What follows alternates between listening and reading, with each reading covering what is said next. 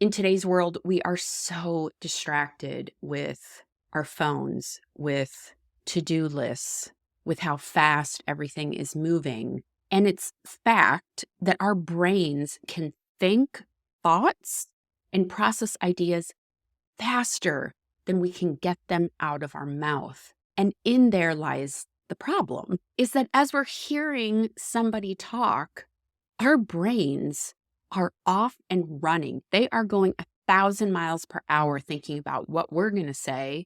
And so listening is truly one of the top gifts that you can give someone at any time.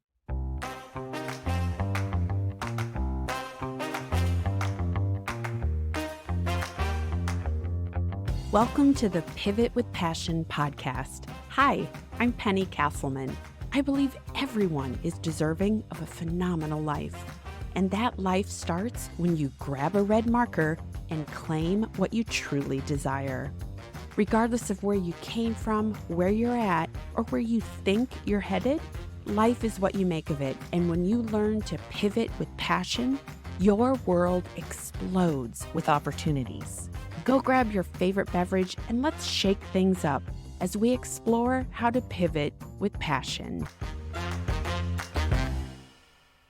Welcome to another episode of the Pivot with Passion podcast. I am Penny. I am profoundly happy that you are here. I was trying to come up with a P word that meant happy, and I just couldn't make that connection. Anyway, whether you are new to the podcast or you have been with me for a while, thanks for hanging out with me this week. I so cherish our time together, and thank you for having me in your ears. First and foremost, let me start off by saying my birthday was amazing. It was fantastic. I had a lovely time. The official day was the 7th, and I let myself completely enjoy the day. And one of the places that I went, which did require a quick road trip, was to go shopping at IKEA and wandered, got a whole bunch of little things. Okay, so that's a quick update on my birthday. Having said that, I celebrate all month. And so my celebrations are still in progress. In fact, this Sunday, I have a gathering for me and two of my close girlfriends to celebrate our collective birthdays. It got me wondering, I don't know if you experience this, but I cannot tell you how many of my close friends all have birthdays within 45 days of each other. It's very strange. They're all in May and June, slightly skewing a little bit more towards May. I don't know. Is that like a horoscope kind of thing? I'm curious. If you find that you have friends groups that are like that, email me. I would love to know. It blows my mind. Okay, let's dive in. And with my mind still in that birthday wish realm, I wanted to talk about listening. And you might say, how does this relate to anything? Well, listening is a gift that you can give anyone at any time, regardless of birthday or occasion. In today's world, we are so distracted with our phones, with to-do lists, with how fast everything is moving. And it's fact that our brains can think thoughts and process ideas faster than we can get them out of our mouth. And in there lies the problem, is that as we're hearing somebody talk, our brains are off and running. They are going 1,000 miles per hour thinking about what we're going to say, how it differs from what we think on the topic, completely think of something else that's more pressing than what we believe to be the conversation we're having. And so listening is truly one of the top gifts that you can give someone at any time. I will tell you, maybe you have experienced the same thing, but when I'm talking to someone and they are not paying attention to me, I get annoyed because I can see in their eyes that they are not fully with me. They are focused on something else. And since I can't read minds, I don't know what that is. But isn't it a hard pill to swallow when I finally pause and realize that I have also been that person that might look glazed over as someone is talking to me because my mind has already jumped to a conclusion, thought of something else, wished I were doing something else, and not fully being present for the person who is right in front of me. When I think about how important listening is, it impacts how we love, how we learn, how we connect, and how we navigate life. So think of this. Have you ever been in a town you weren't familiar with and you needed directions? Now, I get that we all have the Google machine, but if it's someplace new, off the beaten path, you don't have cell reception, have you ever asked for directions and then they were not taking you to where you thought you were going? And I started thinking, was that because the person you asked wasn't listening to what you needed and therefore led you astray? Or did you ask someone and then you started going off somewhere else in your mind and missed a crucial turn that they gave you? There's a book called You're Not Listening by Kate Murphy. And at a high level, she goes into 4 barriers that stop us from listening. One is distracting technology. No shocker there. The second is discomfort. The third is self-centeredness. And the fourth are assumptions. So as we move through the episode and we start diving into some strategies that could help us enhance our listening gift so that we can give it freely to others at any given moment, I want us to really think about stopping one of the biggest tone-deaf responses that I am passionate about helping people overcome is, I'm fine, I'm fine. Someone asks you a question, I'm fine. And think about it when you get that response back. Enough said. I want us collectively to stop missing out on all the tiny nuances that we experience when we have meaningful, intentional, and present conversations. I know that when I am not dialed into a conversation, I am missing out on very important details, concepts, feelings that are being generated by the other person. And the more I think about it, the more I get a little sad because every person that I choose to interact with deserves me being fully present in the conversation so we can enjoy our time together. Because gift giving is my language, in order for me to fully give gifts at every minute of every day, I have got to learn how to be more present in my communications.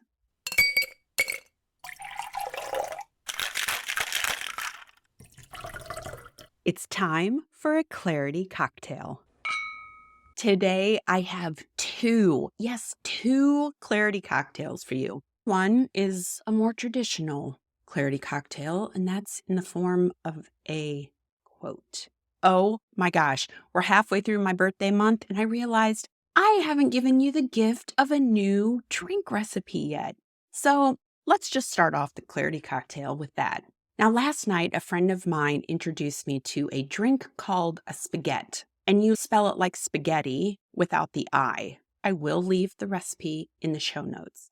Now, at first blush, when you hear the ingredients, your nose will probably curl, and I might hear you say, ew, because that's exactly what I did. However, after putting all the ingredients together and taking a sip, it was like unicorns dancing on my tongue. Yes, it was that delicious. And it's a beautiful color when you put it all together. So without further ado, let me introduce you to the Spaghett.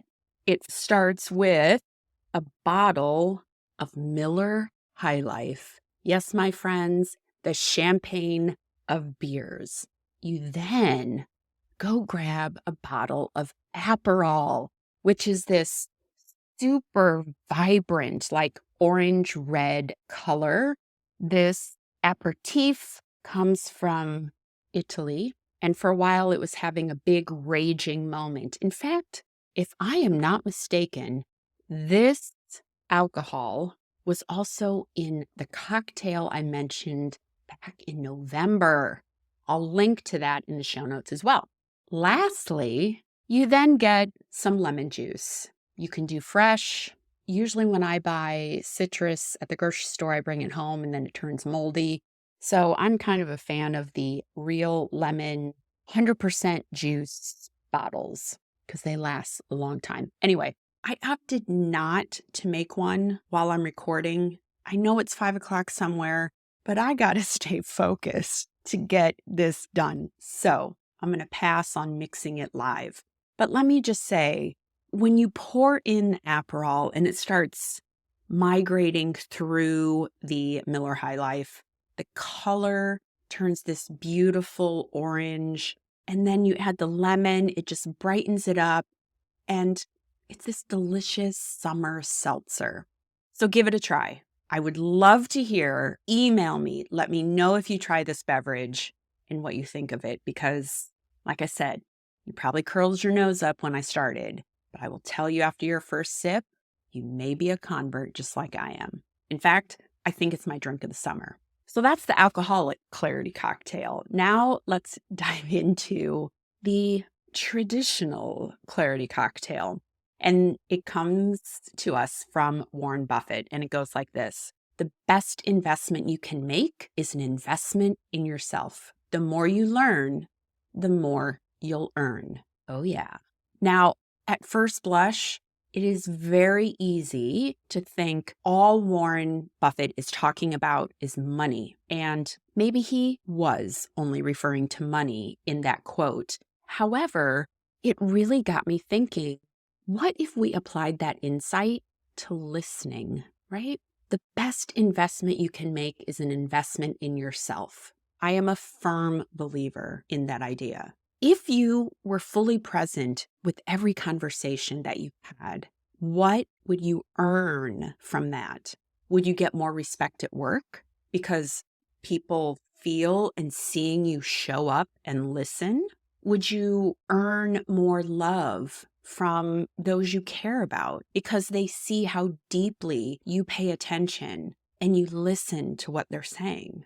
Perhaps you'd earn more connections. You would have those rich friendships that you've desired. And in making those connections, lead you to even more connections that could help you earn more money or more prestige or more love, whatever that looks like. I would encourage you this next week to go take that first clarity cocktail. And while you're sipping on your refreshing Spaghett, think on Warren Buffett's quote, "The best investment you can make is an investment in yourself. The more you learn, the more you'll earn." And really think about how that can apply to not just the money in your life, all other aspects as well. And now, back to the episode. Cheers. Circling back to this idea of listening to others as a priceless gift, I talked about the 4 common barriers at the top of the episode: distracting technology, discomfort, self-centeredness, and assumptions. I'll go into a few details here. Distracting technology, your phone, duh, your laptop, your desktop, your environment. I don't know if you have ever been to Vegas, but walking through a casino, it is mind-numbing the amount of sounds that barrel at you every second of every day. I cannot stay inside for too long because it becomes overwhelming. It's distracting. In addition to the sounds that can bombard us wherever we go, there's also the one thing we carry around all the time, our cell phones. And make no mistake that big companies spend lots of money coordinating with psychologists to understand how they can hold our attention in an app longer. Because, my friend, that is how all these apps make money. yes, there is massive psychology behind how they reel you in to try to get you to use your phone more. That is absolutely a distracting technique when it comes to having a conversation. Discomfort, my friend, let me tell you, it takes 90 seconds for an emotion to completely make it through your body and get you out on the other side. When you are getting frustrated at what someone says or confused or angry, just breathe. Look at your watch. 90 seconds, and that feeling that is intense and starting to wash over you will dissipate. Discomfort also has to do with long pauses in conversations.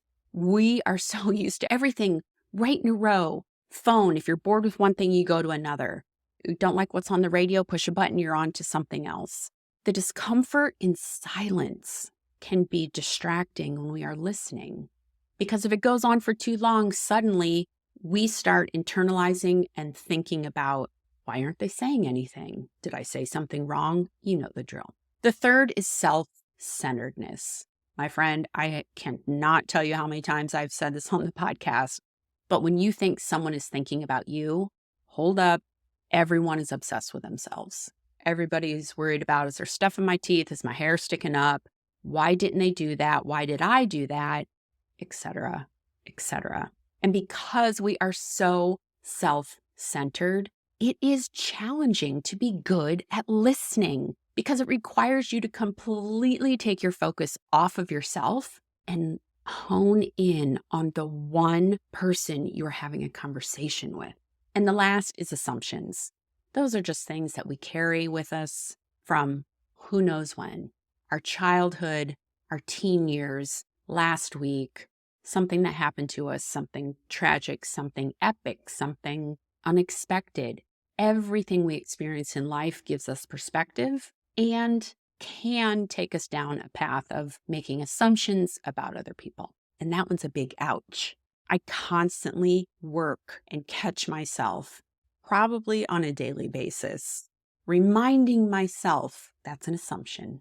So now that I've completely shoveled all of this negative information all in your ears and around you today, you're probably thinking that, yeah, it sounds great, but what the hell am I supposed to do? Okay, this is an exercise that I was introduced to through a program called Positive Intelligence.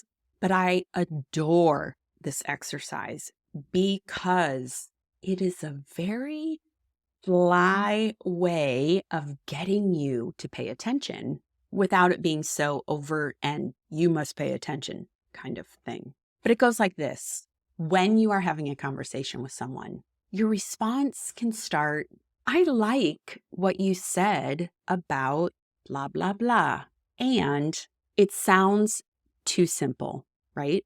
But because this phrase starts with, I like what you said about, you have to have something to follow that phrase. So maybe someone says, Penny, where do you want to go to dinner? Now, I can almost guess that that person already has an idea of where they would like to go, but they're not voicing it. So, Penny, where do you want to go for dinner? I could respond with, ooh, I love that idea of going to dinner tonight. And I was thinking, how about Italian? And the other person might say, oh, I really love Italian food. And I heard about this new place down in Little Italy. And then I might say, oh, I love Little Italy. And I also heard there was a steak restaurant. But do you see how this seesaw goes back and forth where each person feels heard? Because you're coming back to them with an idea that you heard, you were listening. And by using, I like what you said about, and then weaving and allows you to express your thoughts as well. It's pretty amazing. We did it in a small group and we had to just keep going around and around and around. It got to be almost fun because everybody was focused on the conversations that were happening. It was very ingenious, this little phrase, this little quip that you can use. to help rein in your listening skills. I can already hear a little pushback because when I was practicing this with a small group, we were all on the same page. We all knew what we were trying to practice. We all understood I like what you said, but what happens if you're with someone who you haven't told about this sneaky little way to hone your listening skills, right? It can be frustrating when they are not reaffirming what you just said. So my suggestion in that scenario is every evening before you go to bed, ask yourself 2 questions. First, what interaction today was I a good listener? And give yourself some props for interactions that you had where you were present and felt like you were showing up 100% and giving that other person your attention. Then the second question to ask is, where could I improve in a similar situation? Maybe you were buying something at a store and you were checking out, and your mind was thinking about the next stop on your errand list, and the cashier asked you a question, and you looked up and had no idea what she just said. None at all. That could be an example. Where could I improve in a similar situation? Well, maybe the next time you go to check out at a store, keep your device away and just pay attention to what's being scanned. Ask the person how their day is. By replaying a situation that has already happened will help you be a little bit more alert the next time you encounter a similar situation, and it might trigger you to tune in that listening skill a little bit more. We are halfway through the week, and I really want to challenge you to think about how could my interactions, my relationships improve if I got even 1% better at listening. Is still an improvement, right? Like Warren Buffett said, the best investment you can make is an investment in yourself. The more you learn, the more you'll earn. And that is so true, my friend, when it comes to communication and listening, because you deserve phenomenal things in your life. You deserve everything you have ever dreamt. And I want you to feel empowered that you can learn new things, that you can get better at listening, and that listening is a true gift that you can give anyone at any time. And I do want you to take action to see if you can implement one of those 2 strategies. I like what you said, or you could reflect on your day before you go to bed. What interaction today was I a good listener? And where could I improve in a similar situation? With that, go out, use those ears, and have a fabulous rest of your week. Friend, thanks for listening to this episode of Pivot with Passion. If you've been feeling stuck, exhausted, or frustrated, this is your permission slip to go grab a red marker and claim the life you desire and deserve. If you enjoyed this episode, share it with a friend, and then hop over to rate and review the show on Apple Podcasts. Because my goal is to put a red marker in everyone's hand, and I need your help to spread the word and make that happen. Until the next episode, go grab a red marker, get excited for your future, and make your first move to pivot with passion.